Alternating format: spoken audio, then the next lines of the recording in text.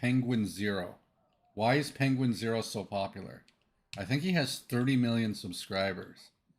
And I've watched him. I'm one of the subscribers. I've watched him a few times, but I also watch like Hassan Piker. I watch Asmongold.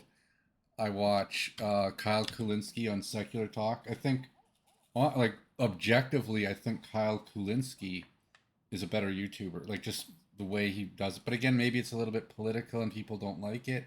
And maybe that's why Penguinz0 is better because most people don't give a crap about politics. Maybe it's because I'm a little older. I don't get it so much.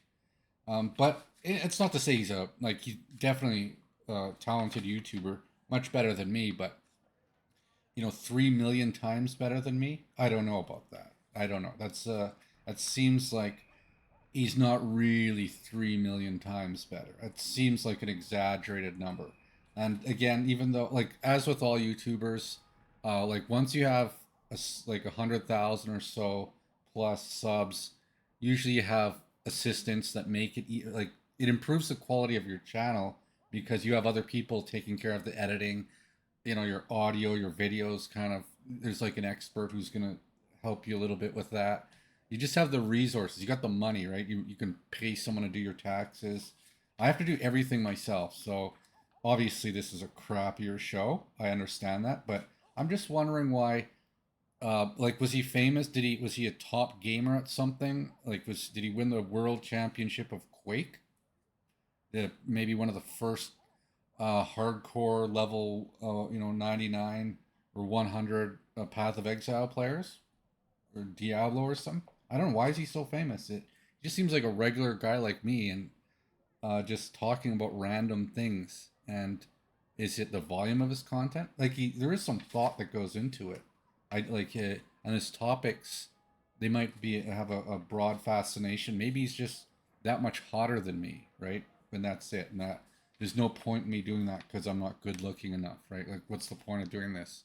If even if I can teach you about, the fake economy that we live in, which I don't think he does. I don't think he understands the nature of how the Federal Reserve and bonds and all that work. And I know this game, maybe this is geared towards older people. This game, but you'd think that some younger people would be interested.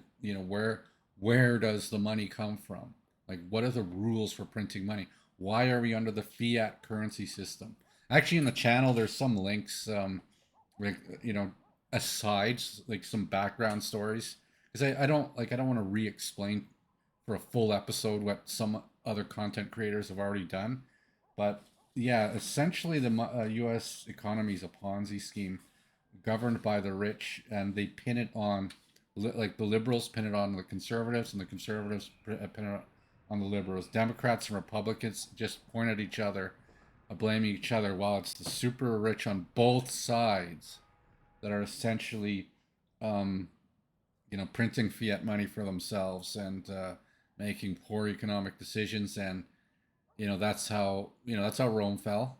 As soon as you got no as soon as you have a class of people that has no downward mobility, there's no incentive for that class of people to be good, right? That they can be completely incompetent. They can buy things for the economy that aren't needed, and they will sink the economy. And if you live in that economy, you're sunk too.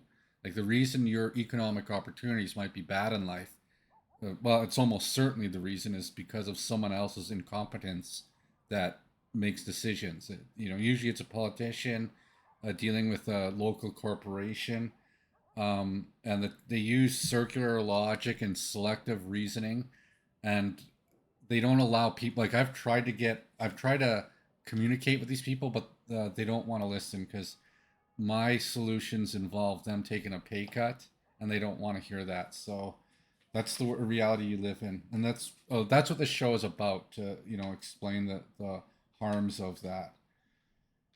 But yeah, uh, I don't claim to. I don't like if I get to I'd be happy with 3,000 subscribers right now, to be honest. Not, but 30 million, that's insane. 30 million.